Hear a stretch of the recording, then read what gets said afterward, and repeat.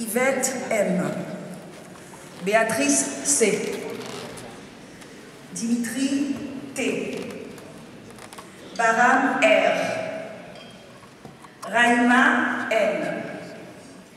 Mesdames, Messieurs, les prénoms que je viens de citer ici figurent dans cette longue liste d'hommes et de femmes que la Maison des journalistes a accueillis durant ces 15 dernières années.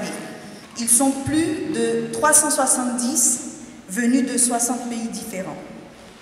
C'est pour eux que cette Maison des journalistes existe et qu'elle continuera à exister.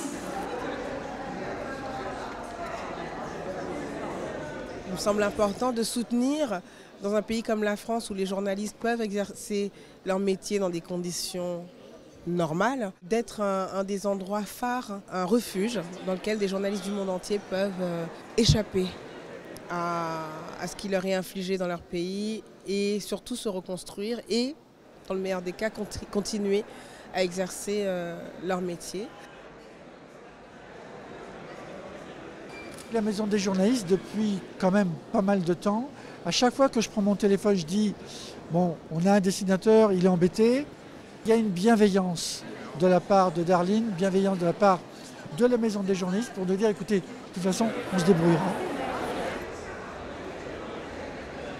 Nous nous inscrivons dans cette longue histoire de tradition, d'accueil et de ville-refuge. Avant moi, été 2003, nous avons répondu à la demande des associations qui nous avaient sollicité pour que nous ouvrions un lieu qui puisse accueillir des journalistes, leur donner un lieu où ils puissent vivre, se reconstruire, travailler, y compris être des journalistes ici et avec une aide pour qu'ils puissent publier, diffuser et continuer à opérer aussi la résistance que l'on opère quand on s'exprime librement, même si ce n'est plus dans son pays parce qu'on y est en danger.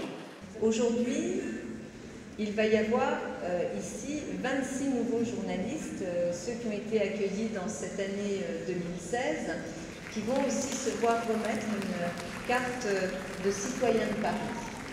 Cette carte de citoyen de Paris, nous l'avons inventée, portée ensemble, toute cette équipe.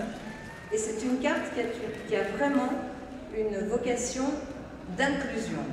Je ne m'attendais pas à avoir la carte de citoyen de Paris. C'est un plaisir pour moi, c'est un plaisir pour mes collègues journalistes, les résidents de la Maison des journalistes, parce que ça témoigne de ce soutien-là, de la mairie de Paris. Vous savez, quand quelqu'un quitte son pays et qu'il commence une autre aventure, ce n'est pas évident de réussir.